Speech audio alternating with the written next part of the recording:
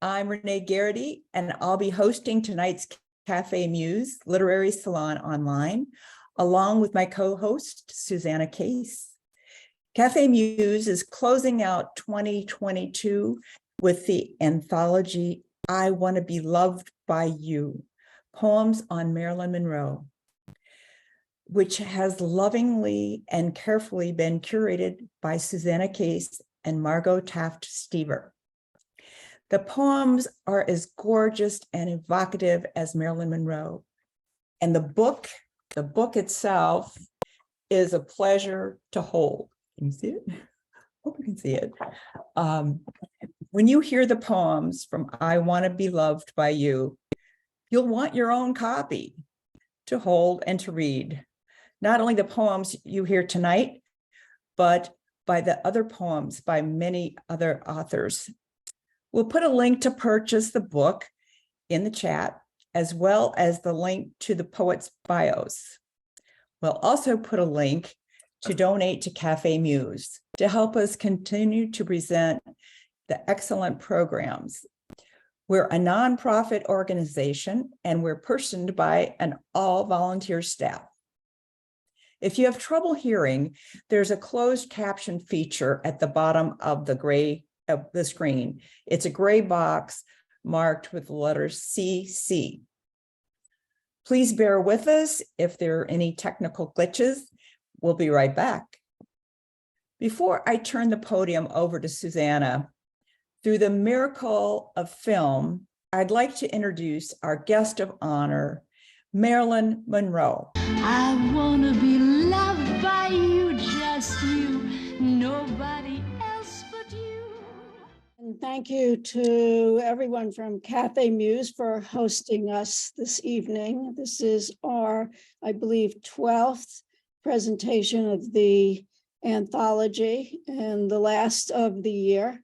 Maybe the last forever, we're not sure. I'm very thrilled to have been one of the co-editors with Margo Taft Stever of I Want to Be Loved by You, Poems on Marilyn Monroe. We have 91 poets in the anthology, both living and not.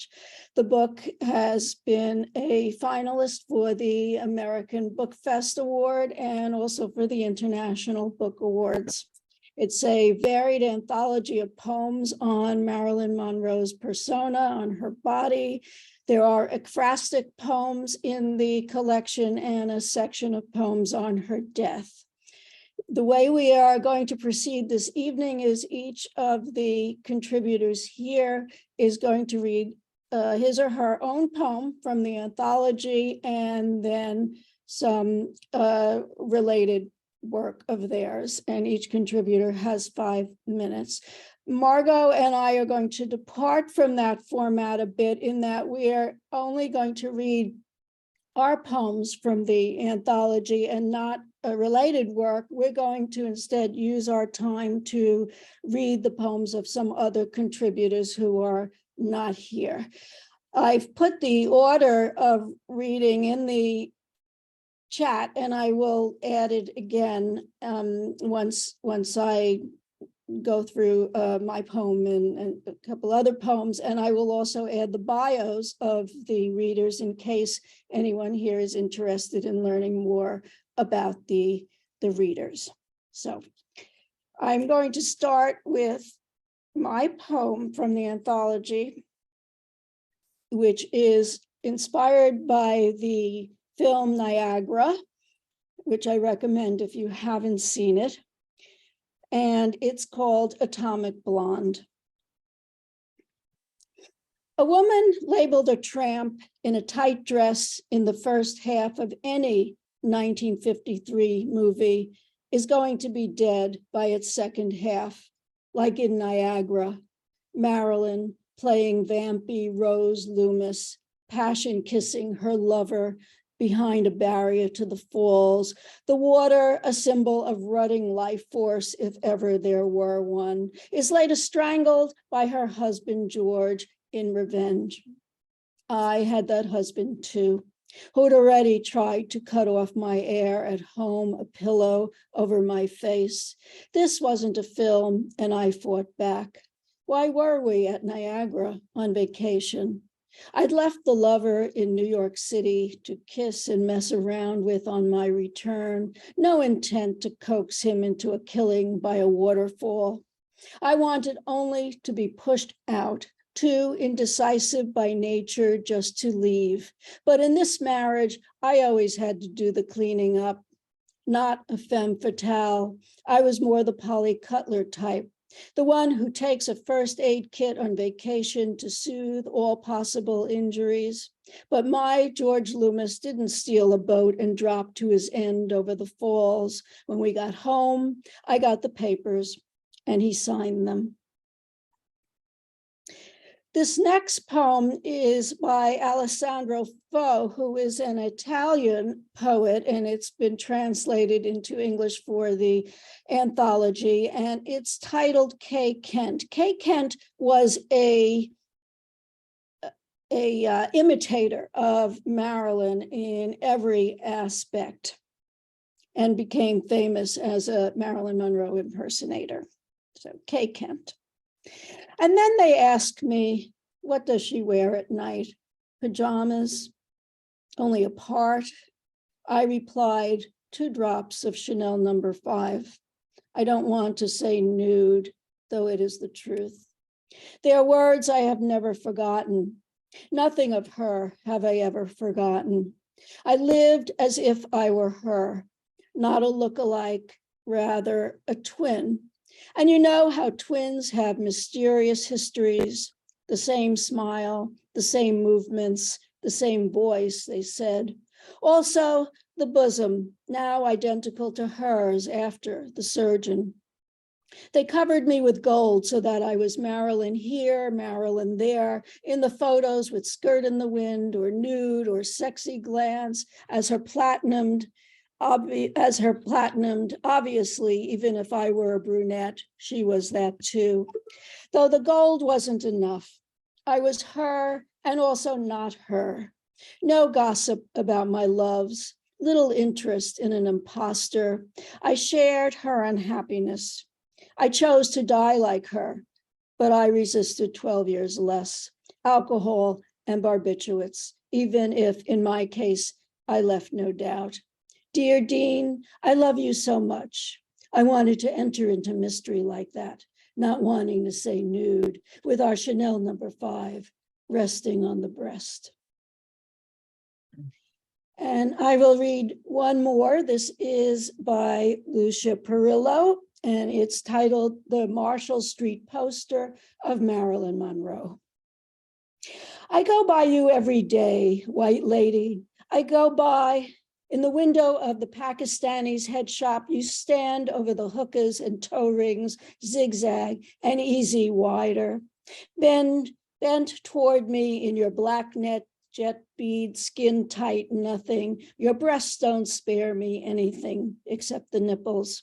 Those you keep for yourself. The ruby quarters you'll let drop in no one's slot while your hands hang palm outward like a begged question. Gimme, gimme, gimmying around your knees. Me, I sweep the butcher shop next door where the meat is skinned and flayed and swings on hooks slowly in the window. The blood gets washed down drains, but the smell lingers. For lunch, a dozen chicken wings from Sal's Birdland, and I sit on the broken wall at front row center, watching you across the street, how you eye the cars laying their cataracts of soot. My teeth gnaw at hollow bones while I think of angels. Like those dumb clucks, our lives are spent in cages that have made our bodies thick, useless for sex or flight. Instead, they hook us up and suck us dry. I could run my lips across your glass pane and still leave no trace.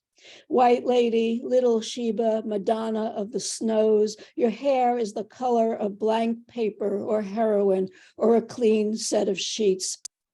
The nostrils and lashes black as Chinese words. At 17, you learned to smile with your lips half open, your tongue paused in the hollow of your mouth, and I can't keep my eyes off it, like my own tongue working on a broken tooth. Each day, this street goes black, then white, then black again, and nothing seems to change. Oh, my white pearl, my platinum timepiece, my no rust Amazon. Your being dead now might just be a good thing, because if you weren't dead, you'd probably just be old. Thank you. And I'd now like to turn it over to the next reader, who is going to be Karren Alenier. Thank you, Susana. That is a mighty poem to follow, but I think I've got one that can follow that. I'm going to read 3 poems, and the opening poem is called Way. And all these poems are from my book, How We Hold On. I want to say that all of us here, many of us here, are Broadstone authors. And so welcome to Larry Moore, who is in the audience, our publisher. So Way, if you ask if my sister is sweet, I'd say, what else could honey be? Even now, she doesn't know why every man knows her name, even with oversized tattoos to make her look tough, hip, and yeah, she can forklift any pallet on the floor. Please don't you get in her way. So the next poem I want to present is Against the Wall, and this is the poem in the amazing I Want to Be Loved by You anthology. And it is for Norma Jean, Marilyn, or you supply the name. And it's set in Washington, D.C. At Calvert and Connecticut, she watches. All I remember is her face, larger than a window flung open in spring. That face, floating above brick, mortar, and cement. Her bleached hair expands the white of her eyes, eyes that steal light from the passers-by. Rumor says she shared lipstick with my mother as they strolled arm in arm down a runway lined with impatient men, each holding out his will. At Calvert and Connecticut, she beckons. What will you do? She whispers with petulant lips. Mom, I shout from a cafe where, drinking wine with a friend, I glimpse the beauty pageant of pliant skin and curving body receding down the avenue. With a playful skip, she remains a child. That child, Arthur Miller says, whose spirit we cannot chase. Best to rest in place and let her return with love. At Calvert and Connecticut, I'll see her there, up against that wall. And I'm referring to a large fresco of Marilyn Monroe at that corner on a building there. It's quite an amazing sight. And I want to end with a poem set in Mykonos. We all are thinking about going to other places at this cold time of the year, but Mykonos has its own problems. Up and down in Mykonos. Departing the Calcutta of Mykonos in a beat-up tiny car, orange but peeling, orange and dented, we review with host Stefano our time on the party island, where we drank ginger ale with an American novelist. We say nothing about the alcohol-free author calling Stefano's neighborhood full of buses, cars, unstable four-wheeled quads versus two-wheeled cycles, and the pickpockets being named by Mr. Writer Calcutta. Nothing about the depressed economy on an island where shops sell exclusive luxury goods, only that we had a good time in an expensive restaurant where we ate exotic appetizers, but not a full meal. We agree with Stefano, 300,000 persons from May to the 1st of November are too many. And the 10,000 left for winter with few places to go for fun. And the seasonal exodus of doctors makes life hard on this sun and sea island, a bitterness we heard from his beautiful mama carrying the laundry up and down. Thank you. I'm Grace Cavalieri, and I'm going to read from the magnificent Anthology. And my poem is Marilyn in 1937, and it's called Marilyn Talks to God. Dear God, thank you for making him go away tonight to a funeral. So now I won't hear him coming to my room. I try to sleep, but then footsteps far away come closer and nearer. Dear God, why can't you stop him?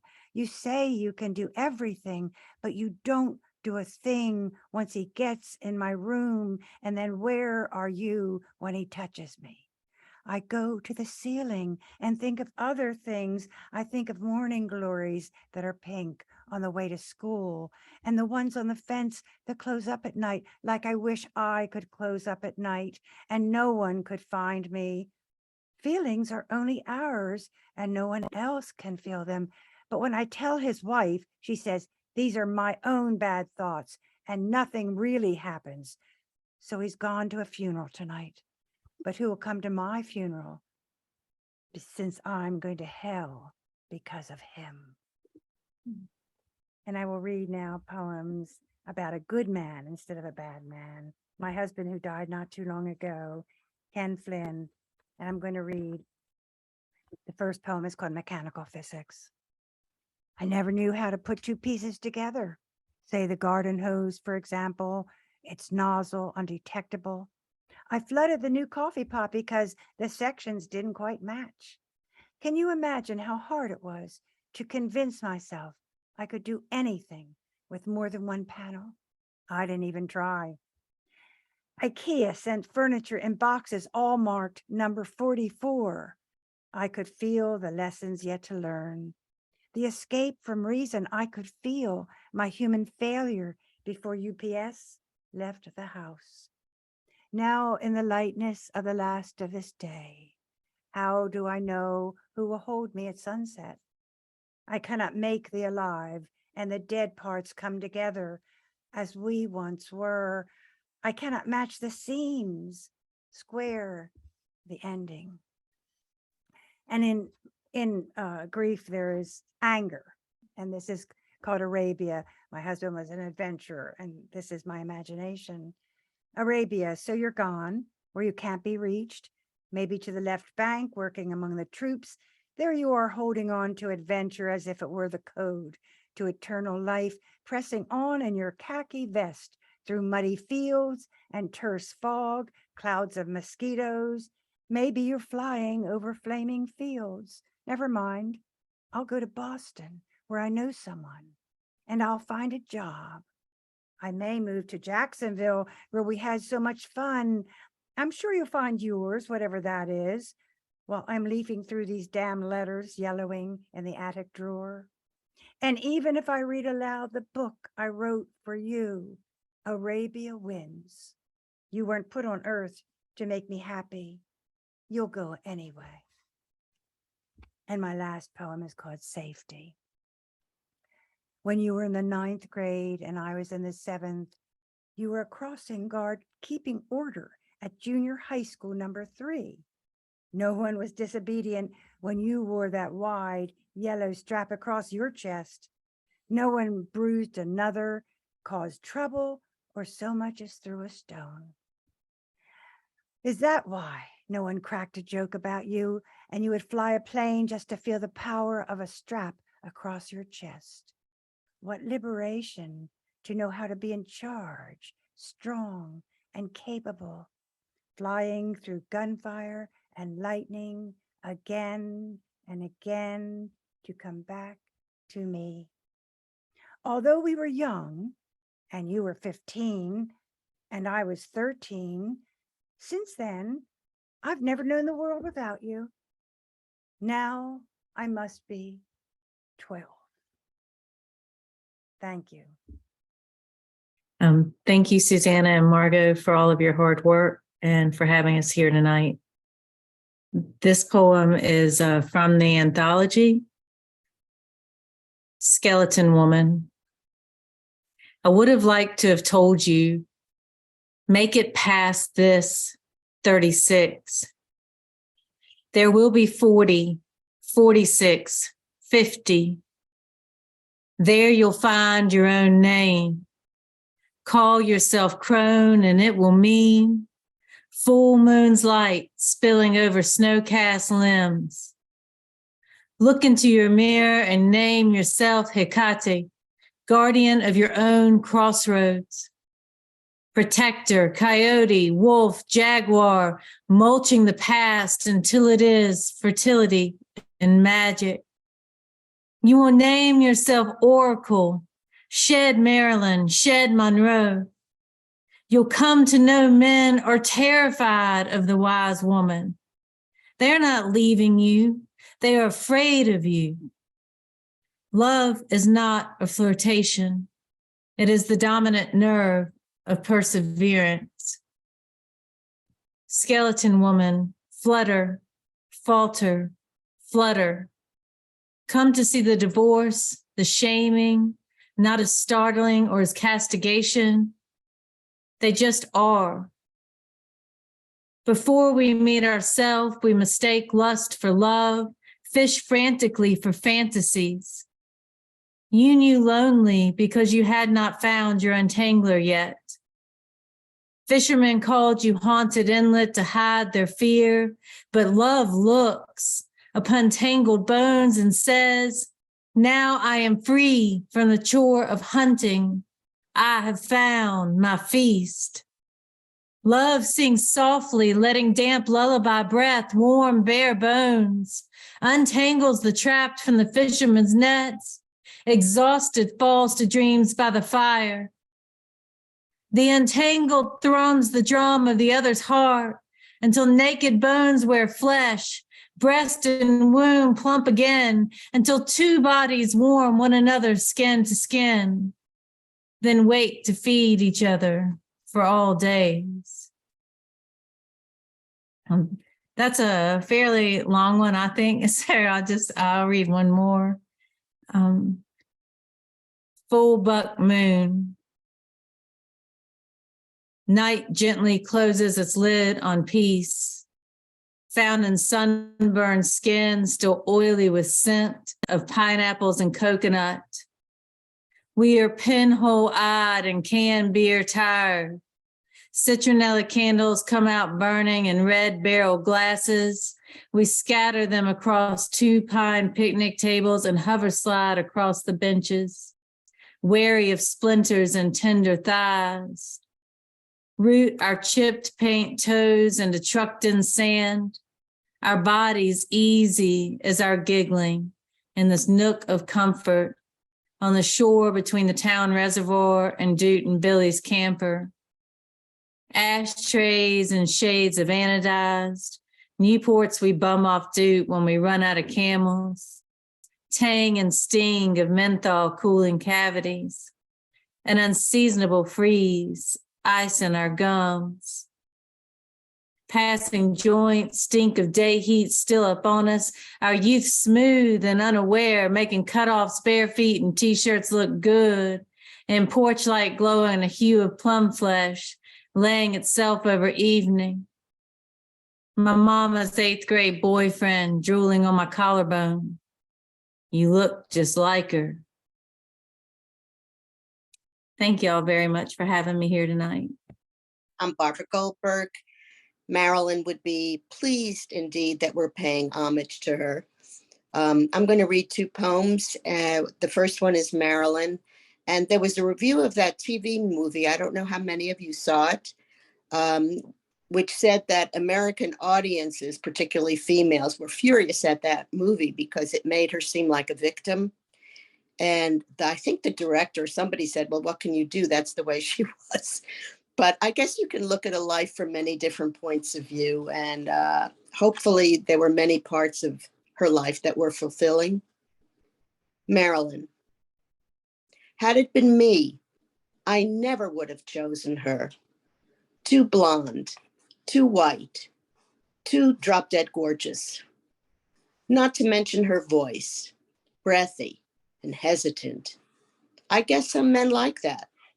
Luckily for Marilyn, I'm not a man. Now take Audrey Hepburn, petite, spiked bangs, French twist, her taste for wit, someone I could grow into. So many girls like to make themselves stupid or lose on purpose, like this girl in college, also blonde, also stacked. She could spin 1,000 angels on the head of a pin, but at parties she'd drink too much and act dumb. The boys, she said, ate it up. I wouldn't even want a guy like that, who wouldn't know how to spar or crack a joke, who'd simply ache to dive head first into her décolletage and sleep in the pillowy softness of her flesh. I preferred those who hoarded secrets, little treasures, buried like truffles, deep in the underbelly of the earth.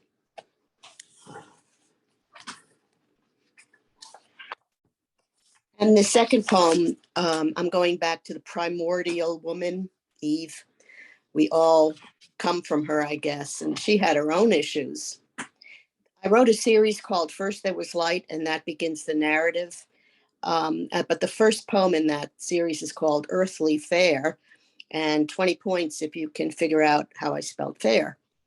Earthly Fair. Lizard, foxglove, piglet, Adam busies himself in the garden, naming syllables spilling out of his mouth, so that even while steeped in contemplation, wildebeest, redbud, he cannot stop. He babbles, delights in the pitch of his voice, until exhausted he falls into slumber, awakens to woman, fully formed. God knows he needs conversation, but she's had no childhood to speak of, and hers is a world already defined. Under munificent leaves of the fig tree, and under the vast dome of sky, Adam's stuttering fingers explore her. She's asking questions like who and wherefore and why, and just because he says so, and reaches out for what pleases her eye. It tastes good, and she doesn't die. Her baby, Abel, wet breath, not lasting, he shows her how. No one prepared her, no mother with sweet cakes who crooned lullabies, no mother at all. Just know when you can't without explanation. So like a father, not to embellish. No margin for error, no one more chance. He had no mother either, no honey with the bitter pill, no push and pull, only a stunning shock of light. Thank you. Thanks, Margo and Susana, for having me in this wonderful company. Another Marilyn.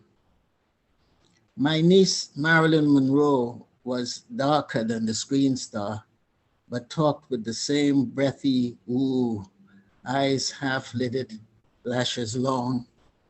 I met her in the early years of her grown-up life when she introduced herself as family, and I heard my father's grunt, like a female sound, more of a sigh.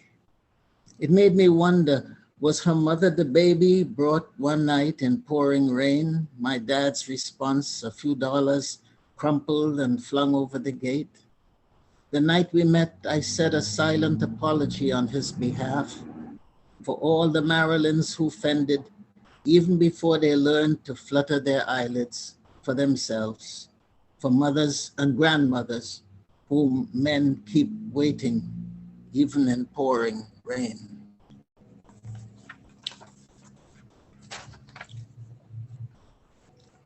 And this is Roommates for Dennis. The morning we sat around the table in the kitchen, listening to our LP of Nancy Wilson singing "The Very Thought of You," the door to our apartment burst open, and Gail, one of your girlfriends, charged in, slamming the arm off the record. I remember the sudden silence as she circled the room, the hurt in her eyes as she stormed out, record player under one arm, books under the other. Today's news of Nancy's passing, like the screech of the needle that morning. Thank you. I'm Ann Harding Woodworth. This is based on a picture that I've seen, and many of you have probably seen it too, of Marilyn wearing a potato sack in order to advertise Idaho potatoes. The poem is called Marilyn Monroe in a Potato Sack, 1952. It must have felt rough, that burlap, like a hair shirt, scratchy, punishing, though I doubt she thought of sin or human frailty. But the potato sack, it must have scraped her front and back, left her bosoms, spine, and buttocks welted, bloody red, as if she'd used a cat o' nine tails on herself at the convent late at night when all the other sisters slept, or maybe snuck a look at the good book, or maybe at the bad magazine, or maybe both alternately, and alternately asking Father for forgiveness and stopping at a photo of Marilyn in a potato sack, struck with how good she did look, to the point they thought about her all the next day, especially in the pantry when they reached their hands into the burlap bag and pulled out some dirty, brown, dusty Idahos and began to peel them, skinless, right down to their smooth, slippery innards. And I have picked a poem based on a quote I saw by a man named Charles Richardson, who died in 1913. And that quote is, "True is the love bestowed upon the choicest songs of our single poem poets." And in this is in the voice of a 90-some-year-old man. And I think he's really been around the world. Maybe he was in the Navy and saw everything. He's seen it all. He mentions Vindolanda, which is a site in England where where it's a Roman site in England. He mentions a strigil, which is an implement that they had in early Rome. When athletes would go to a gym, they would rub themselves in oil, and the enslaved attendant in the gym would scrape the oil off the athlete after he had exercised with the strigil. This is a single poem poet is one who's only written one in his whole life. And we think of Old Oaken Bucket, for instance, by Samuel Woodworth, no relation. And we think of Francis Scott Key, who, wrote many poems, but he's only known for one. Single poem poet. I'm in my 90s, and would you believe it? This is the only poem I ever wrote. Done just about everything a guy can do in all these years. Put cherry bombs in mailboxes and spent a night in jail. Seen 23 countries, learned ancient Greek, Italian, and German. Walked in rice paddies, flown solo, married Rosie, had a little boy. Why, I even watched the US soccer boys beat England in the '50 World Cup. I've skied Alta, laid me down in front of the White House, spent another night in jail, buried my Rosie, had a bypass, dated a cousin of Marilyn Monroe. I've had 13 jobs, been fired once, been in a hurricane, and dug at Vindolanda.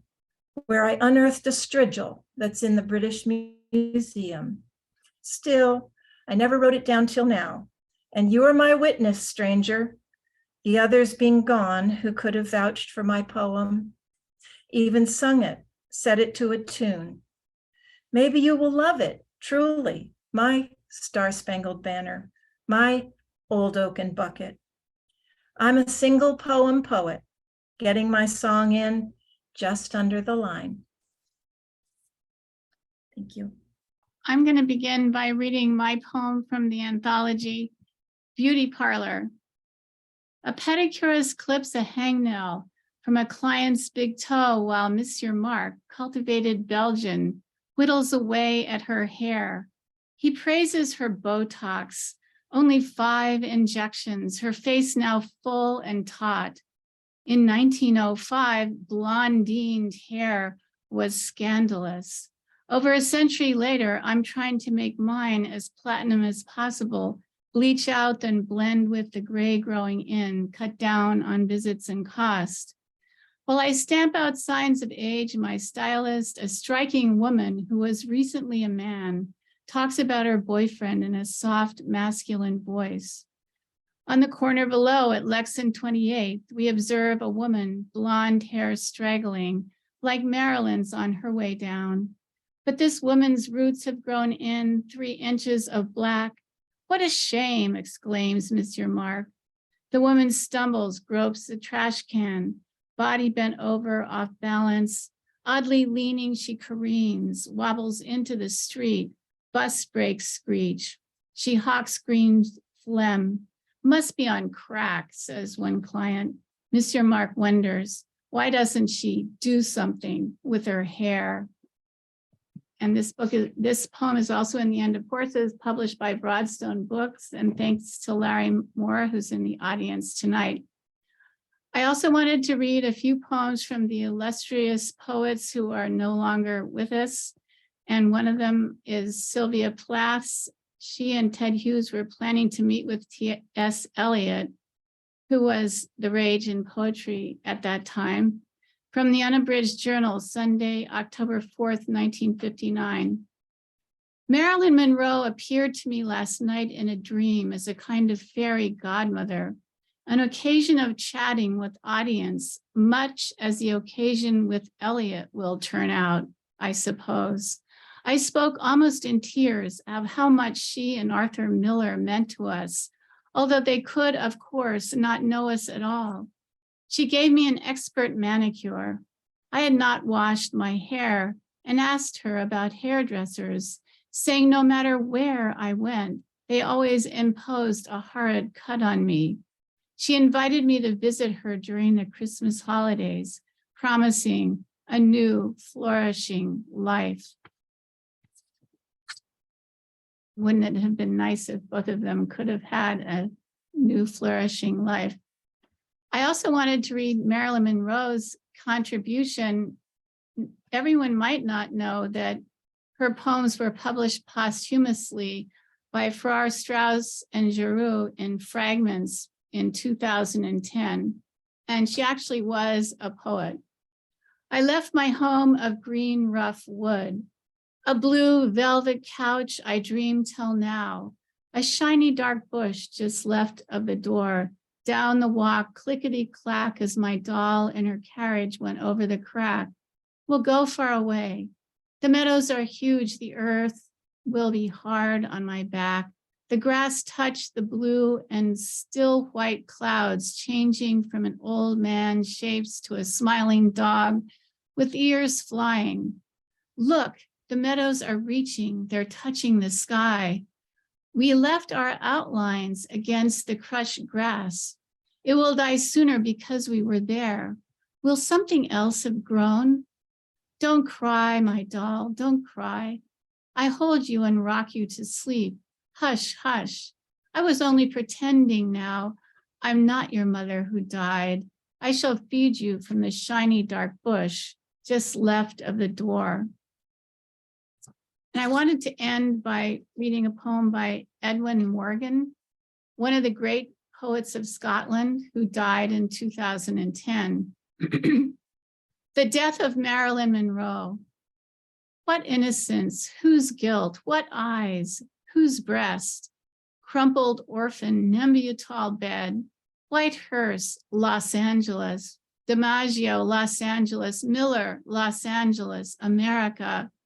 That death should seem the only protector, that all arms should have faded and the great cameras and lights become an inquisition and a torment, that the many acquaintances, the autograph hunters, the inflexible directors, the drive-in admirers should become a blur of incomprehension and pain, that lonely uncertainty should limp up grinning with bewildering barbiturates and watch her undress and lie down and in her anguish for him, call for him to strengthen her with what could only dissolve her, a method of dying.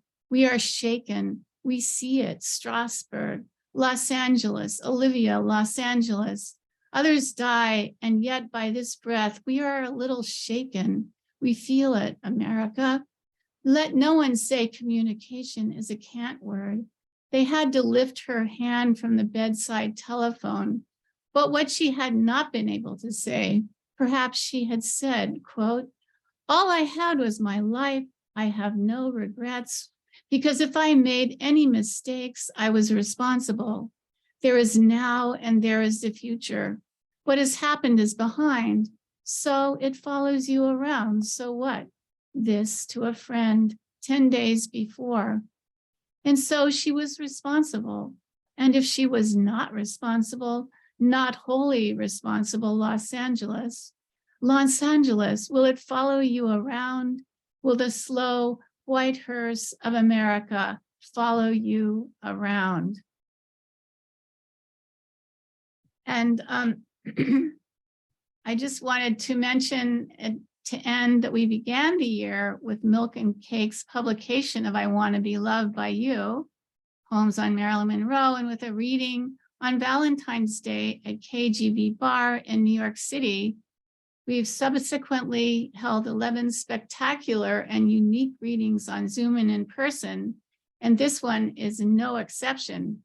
It is only fitting we are ending the year, and it's truly difficult to believe that the year is already ending with this wonderful Café Muse Marilyn anthology reading. Thank you to everyone who participated as a poet and who participated as audience. Thank you so much for being with us. Thank you, Susana, for the amazing work that you've done. And thank you, Café Muse, for hosting the reading. Thank you. It's been a wonderful evening, and it has flown by just like the year. It's time to say goodnight and to thank Susana Case and Margo Taft for gathering these poems, the poems of Marilyn Monroe. They are the poems you heard tonight and the many poems that weren't able to be included in this reading can be bought on the link that we give you in the chat. Yes, just hold the book up. It feels so good in your hand, and it's larger than life. It's really good. We thank our readers, Karren Alenier, Susan Case, Grace Cavalieri, Angie Dribben, Barbara Goldberg, Margo Taft, Mervyn Taylor, and Anne Woodworth Harding Woodworth. Sorry about that. Please don't forget, again, to purchase the book and to donate to Café Muse. Just follow the link in the chat. We'll be back January 9th, 2023, and we'll celebrate the new year with poets Anatoly Volkov and Taylor Johnson. On behalf of the Café Muse team, our founder, Karren Alenier, Ellen Cole, Henry Crawford, Michael Davis, Maj Dagama, Luther Jett, Leah Johnson, and Claire McCoff, we thank you. We thank you, our audience, because we wouldn't be here without you. Thank you very much. Happy New Year, stay safe, and be well.